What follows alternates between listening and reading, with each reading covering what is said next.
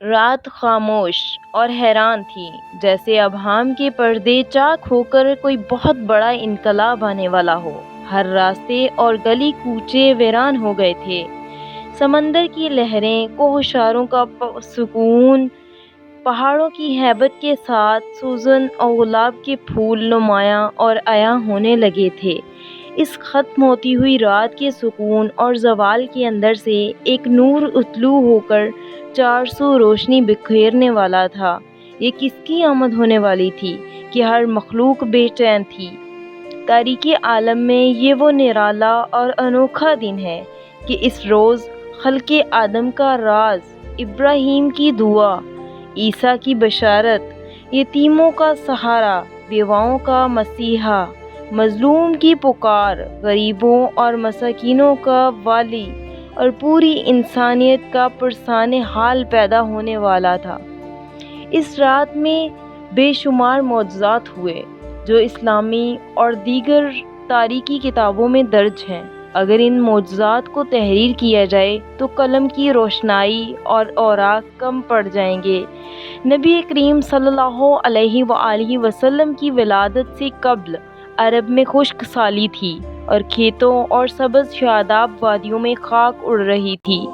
لیکن جس سال نبی کریم صلی اللہ علیہ وآلہ وسلم آئے تو اچانک دنیا ہی بدل گئی۔ زمین سبزہ زار ہو گئی، درخت ہرے بھرے ہو کر پھلوں کے بوجھ سے دب گئے، گھٹائیں جھوم جھوم کر آتی اور خوب بارش برساتی۔ اس سال اس قدر انعام و کرام ہوا کہ عربوں نے اسے خوشحال سال کا نام دیا۔ نبی کریم صلی اللہ علیہ وآلہ وسلم کی ولادت سے قبل عرب کے نجومیوں میں کسی بڑی شخصیت کی پیدائش کا چرچا عام تھا، اور اہل کتاب بھی اپنی کتاب میں جس آخری نبی کی آمد کے متعلق پڑھتے آئے تھے، انہیں احساس ہو گیا تھا کہ اس نبی کی آمد کا وقت بہت قریب آ چکا ہے۔ لہٰذا حضرت احسان بن ثابت جو عرب کے نامور شاعر تھے، وہ فرماتے ہیں کہ وہ 7 سال کے تھے اور یثرب یعنی مدینہ میں رہتے تھے کہ اچانک ایک دن ایک یہودی کو ایک بلند مقام پر دیکھتے ہوئے سنا۔ وہ کہہ رہا تھا کہ اے یہودیو، آج رات احمد کا ستارہ طلوع ہو چکا ہے جس میں وہ پیدا ہوگا۔ اس طرح کے بہت سارے واقعات عربوں کی تاریخی کتابوں میں ملتے ہیں، جس سے پتہ چلتا ہے کہ حضور کی ولادت کے سال ہی لوگوں کو یہ احساس ہو گیا تھا کہ وہ عظیم ہستی کی تشریف آوری کا وقت بہت قریب ہے جو دنیا کی تاریخ کو بدل کر رکھ دیں گے۔ نبی کریم صلی اللہ علیہ وآلہ وسلم کی والدہ نے آپ کی ولادت کے وقت ایک خواب دیکھا کہ ان میں سے ایک نور نکلا جس سے شام کے محلات روشن ہو گئے۔ لہٰذا جب حضور پیدا ہوئے تو ان کی والدہ سے ایسا نور ظاہر ہوا جسے مشرق اور مغرب کے درمیان ہر چیز روشن ہو گئی۔ وہ نور اتنا روشن تھا کہ بی بی آمنہ نے شام کے شہر بصرہ کے محلات دیکھ لیے۔ حضرت عثمان ابی عاص رضی اللہ تعالیٰ عنہ سے روایت ہے کہ میری والدہ نے بتایا کہ میں اس رات حضرت آمنہ کے پاس تھی جس رات نبی کی ولادت ہوئی۔ میں گھر میں ہر طرف روشنی اور نور پاتی اور محسوس کرتی تھی کہ جیسے ستارے قریب تر ہو رہے ہیں، یہاں تک کہ مجھے گمان ہوا کہ کیا یہ میرے اوپر گر پڑیں گے۔ جب آپ کی ولادت ہوئی تو خانہ کعبہ نور سے منور ہو گیا اور ستارے زمین کے قریب ہو گئے۔ فرشتوں نے آہستہ اور اونچی آواز سے اعلان کیا، جبرائیل علیہ السلام بشارت لائے اور عرش خوشی سے جھوم اٹھا۔ حوریں اپنے محلات سے نکل آئیں اور عطر نچھاور کرنے لگیں۔ بی بی آمنہ کے گھر میں عدن سے پرندے بھیج دیے گئے جو اپنی چونچوں کے ذریعے موتی بکھیر رہے تھے۔ بی بی آمنہ کے ارد گرد فرشتے کھڑے ہو گئے اور انہوں نے اپنے پروں کو پھیلا دیا۔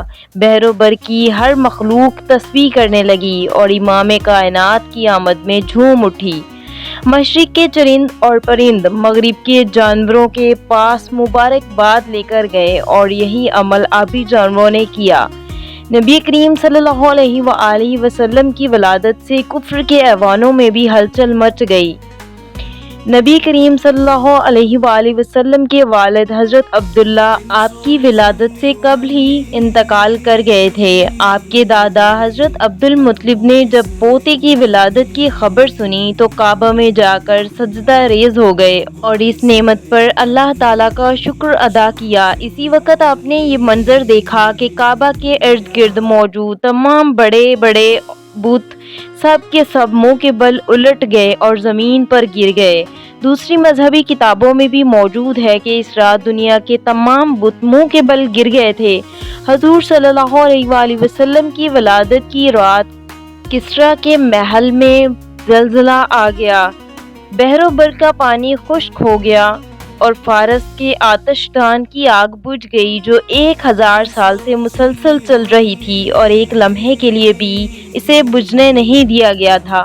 آتش پرست اس آگ کی پوجا کرتے تھے۔ کسریٰ اور کثیر کے شاہی محل میں زلزلہ آنا اس جانب اشارہ تھا کہ اب دنیاوی جاہ و جلال کے جھوٹے محل زمین بوس ہونے والے ہیں اور خود ساختہ خداؤں کی عظمت ملیا میٹ ہونے والی ہے۔ جب نبی کریم صلی اللہ علیہ وآلہ وسلم پیدا ہوئے تو اللہ تعالیٰ نے آپ کو پاکیزہ بدن اور کستوری کی طرح خوشبودار چہرہ، نورانی آنکھیں، سرمگی اور دونوں شانوں کے درمیان مہر نبوت درخشاں پیدا فرمایا۔ نبی کریم صلی اللہ علیہ وآلہ وسلم کی اس دنیا میں تشریف آوری کے ساتھ ہی کفر و ظلمت کے بادل چھٹ گئے تھے۔ محسن انسانیت، سرور کائنات، امام الانبیاء نبی کریم صلی اللہ علیہ وآلہ وسلم کی ولادت اس دنیا کی تاریخ کا ایک عظیم واقعہ ہے۔ آپ تمام جہانوں کے لیے رحمت بن کر آئے۔ آپ کی آمد سے پوری دنیا میں نور و حق پھیل گیا اور کفر باطل کے اندھیرے دور ہو گئے۔